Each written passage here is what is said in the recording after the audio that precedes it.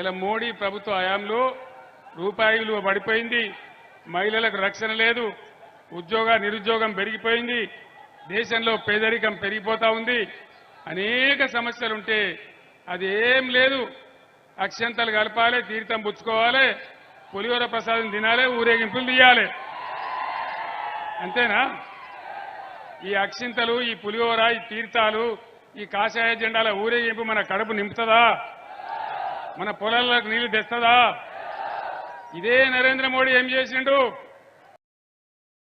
కేసీఆర్, నువ్వు తెలంగాణలో ప్రతి బోరుకు మీటర్ పెట్టాలి, పెట్టకపోతే నిన్ను దించేస్తా, నిన్ను వడగొడతా, నీ ఎమ్మెల్యేలను కొంటా, నీ రాష్ట్రానికి వచ్చే 25,000 కోట్ల రూపాయలు ఇయ్యా.